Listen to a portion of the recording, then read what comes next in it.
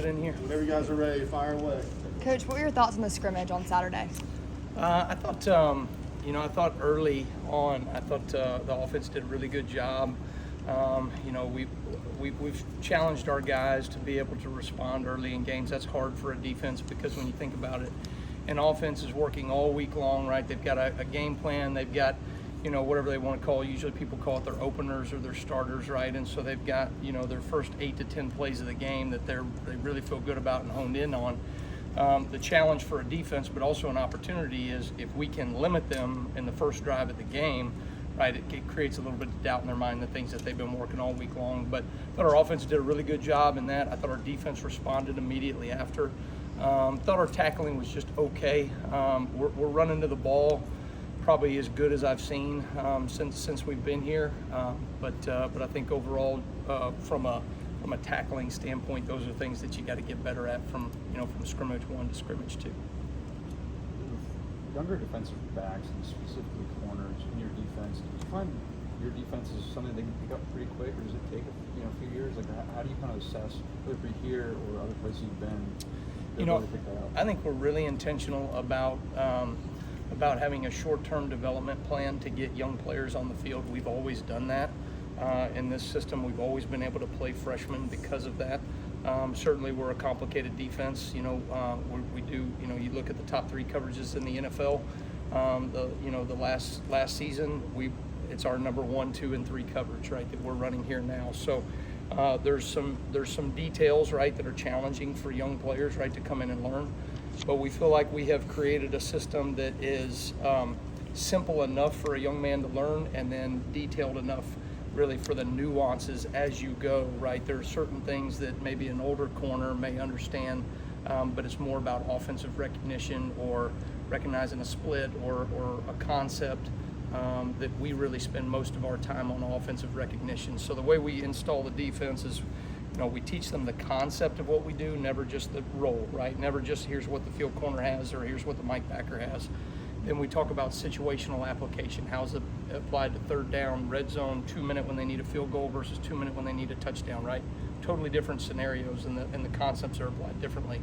And then what we're getting ready to go into is straight offensive recognition. So by the time we get to the season, it's all about when the offense comes out in a 3-by-1 and the back set out a little bit wider versus tighter, you're either going to get this or this, so that we can play really with anticipation as opposed to reaction.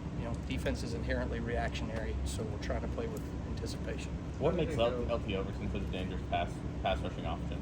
Well, LT has a great skill set. You can tell he's honed in his pass rush ability. He's got really good complementary answers to his fastball. He's a great speed to power rusher. But he's done it probably 1 million times over his life, right? And he can feel whether the offensive lineman is on his top hip or his bottom hip, and know how to counter back inside or outside. So he's a really great on-body rusher, is what I would say, right? So that when he gets in to the man, he knows how to counter back very quickly. And he's 280 pounds, right? So, and can move his feet. So those things are really challenging for an offensive lineman to deal with. Do you think he's perfectly built for your bandit position? And when you got here, is that something you saw? It's just wow, this guy's. I think him and Zebo Latham are really the frame, right? That's the ideal. That person has to play a 4-eye. They have to play a 5 technique. They got to play a 9 technique, right?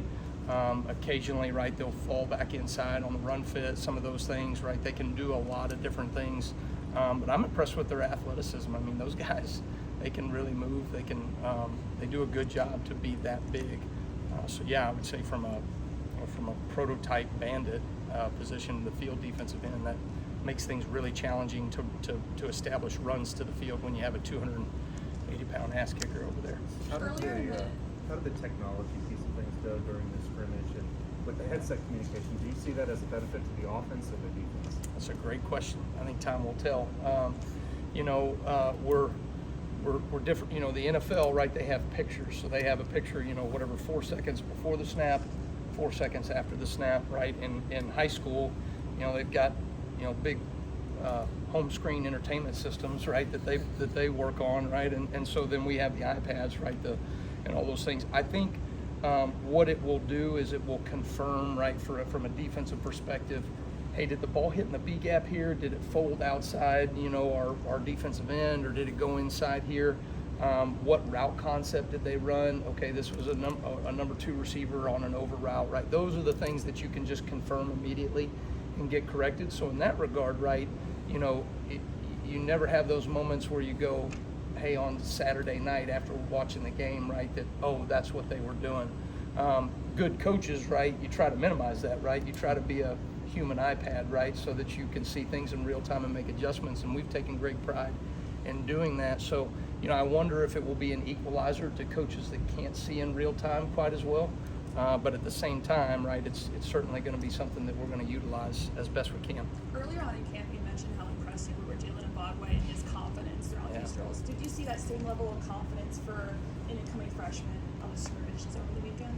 Yeah, I think what I've been impressed with from Bach is that a guy that has played another position, pretty much all of high school, the growth that he's made to learn the details of the position very quickly. So he made strides in the springtime, but I thought he took his game to another level through the summer, and what he's shown in fall camp to where we feel like, he's going to have a role for us in this season, and had a great day out there today. I mean, he's just really starting to hone in and play with anticipation, as opposed to, hey, I just got to get my footwork right and all that. He's starting to recognize and anticipate. It's good to see. He's been a leader, Coach, but what are you saying from Tim Keenan in terms of punch from the pocket, also from the interior? When I first got here, that was one of the things that Tim and I talked about was, we take pride in this defense, creating production in the defensive line room and on the interior as well. I think Tim has taken to that really well. You can tell that he is maximizing value for himself from a pass rush standpoint. He's mindful of it. We try to give run pass indicators, right, for our players, and then let them call out those run pass indicators. So I may have called a run stopping call, right, that can transition into a pass down rush defense, right? And so they're doing a really good job with some of those communications as well. But Tim's a leader. He does everything right, and he's starting to get rewarded in terms of his production. So exciting to see how that translates to the field. How is it in helmet communication going with Deontay Lawson? Yeah, great question. So we're doing it with a number of guys, but that's really he's my voice on the field, right? So it's not just getting the call in, but there are certain things that I may want to communicate to him about the situation, right? The understanding of the offense, what they're getting ready to do. Honestly, I mean, you could write a book on the headset communication and how different that is from where we were with signaling to where we are now. I think you're going to see all things over the spectrum, right? You're going to see some people that still do all the signaling. You're going to see some people that are going to try to go exclusively to the headset communication. I think there's a fine line there because it cuts off at 15 seconds, and so what happens afterwards when an offense is going to make a check, you're going to see some offenses that are going to go really fast. And I think that's going to be helpful for us on defense because I can immediately get a call to the core and they can communicate to about 7 or 8 guys immediately. When teams are going fast, you're going to see some teams that wait until under 15 seconds and then they go. So now the defense is back to the normal signaling. So it'll be a cat and mouse game. And I'm excited to see, how to navigate that. I want to stay ahead of the curve. Hey, growth have you seen from the cornerback group as a whole in 11 days? I'm sorry. What kind of growth have you seen from the cornerback group as a whole? Yeah, I think Mo Lindquist does a tremendous job from a technical standpoint. He's one of the best teachers that I have seen. I think those guys are very fundamentally sound. Even those young freshmen, they don't look like freshmen out there in terms of what they're doing from a fundamental perspective and their footwork, their hand placement. Very detailed, very organized, and very intentional about their individual time. And I think it's showing up in practice right now. What I'm excited probably to see is some of those younger players are playing with anticipation. Defense is inherently reactionary, right? So the offense comes out in a personnel formation, whatever, and we react to whatever those things are. But if you can say under this personnel and that formation on 3rd and 6, right, now it's either going to be this or it's going to be that. Now we can play with anticipation. I think the corners are leaning into that right now. What do you think some of those Jefferson and Oklahoma? Yeah, I think, you know, Jihad is such a versatile skill set. I think he came here as an outside linebacker originally, and then, you know, made that transition to inside linebacker. That is not an easy transition. I think people just hear the word linebacker and think it's about the same. They're different worlds, playing the outside linebacker and inside linebacker position. I think he's really done a great job of understanding the details that it takes in the run fits in the interior, the communication piece to get everybody else lined up as well. I think, you know, Jihad's another guy that could be a green dot type guy for us. And so, you know, what I've been impressed with some of those younger backers is they're, you know, they see a standard of Jihad Campbell and Deontay Lawson. I think Justin Jefferson is really playing at that same level. And so those guys are really pushing every single day. But it's a hard road as a freshman linebacker for us right now. We put a lot on those guys and demand a lot of them. So, you know, it's back and forth every day.